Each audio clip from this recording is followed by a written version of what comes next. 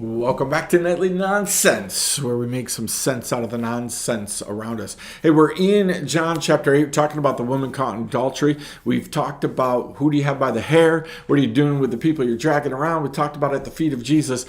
This story continues to go on, right? And it has just every part of this is applicable to our everyday life. Right? Are you willing to drag people to Jesus and leave them there? Right? Let Jesus take care of them, right? And it said, right, that the next part of the story goes, these men keep condemning, right? They keep talking to Jesus about this woman. They're asking him to test him, right? So that somehow they might have a charge to bring against him, is what the Bible says. And so Jesus does what all of us would do, right? He just simply ignores them. He ignores what they're doing. Now, again, these men have no idea what a gift this is. Jesus has said, hey, we're going to judge you the way that you judge. We're going to forgive you the way that you forgive. So in this moment, there is great grace, great compassion, great mercy, because these men are about ready to set themselves up to be judged the way that they judge, to be forgiven the way that they forgive. So sometimes, when we're railing against God about, like, you got to do something with this person, and you need to fix this person, and I deserve to get this stuff right? And these people have done me wrong. Sometimes God isn't answering out of mercy and compassion, not for that person, but for you. For you. Because if he answers, it means he's going to judge you the way you're judging. He's going to forgive you the way you're forgiving. Be careful how you're pointing out all the nonsense that's going on around you. Because as you're pointing it out and demanding that God do something about it, demanding that Jesus do something about it, maybe God's being quiet for a moment so that he doesn't have to judge you the way that you're judging other people.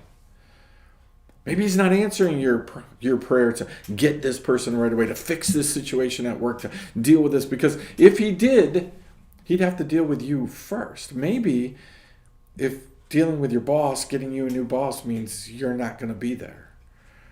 Maybe he'd have to fire you before he could fire his boss. Maybe he'd have to get rid of you before you got rid of the pastor. Maybe he'd have to get rid of you before he got rid of the president. Right? We don't take this stuff seriously enough.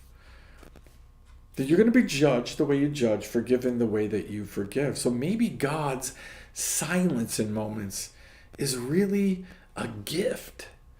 Maybe it's a gift for you and I to actually get it, to actually understand that, you know what? God's doing us a favor. Because the very thing that I'm asking that he do against somebody else is going to be done against me. Again, why don't we take this serious enough? The fact that Jesus said to us, take care of the plank in your own eye before the speck in somebody else's. The problem is, we all think we have a speck in our own eye and a plank in somebody else's eye.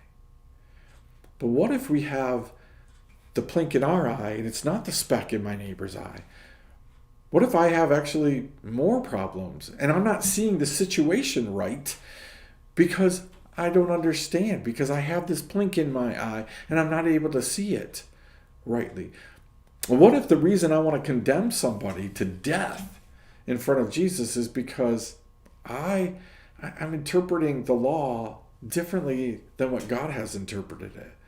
And I can't see to the fact that God would actually use somebody, that God would actually rehabilitate somebody, that God would forgive somebody.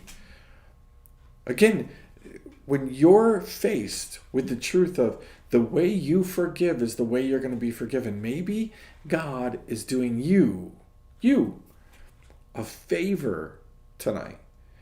Maybe he's doing you a favor all day long when you just want your boss to get it and they're not getting it. When you're actively coming up against somebody else, are you making it so that God might have to actively come up against you in order to answer your prayer? That is a whole lot to think about on this nightly nonsense. Be really careful about what happens after you bring people to the feet of Jesus.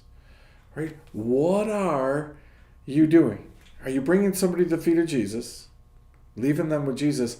Are you continuing bringing them to the feet of Jesus so you can accuse them, so that you can bring judgment and condemnation upon them? You're demanding that Jesus do something. Handle it the way that you would want it handled.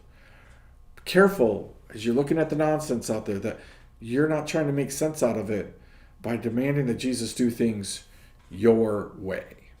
Hey, we'll see you next time. Nightly Nonsense.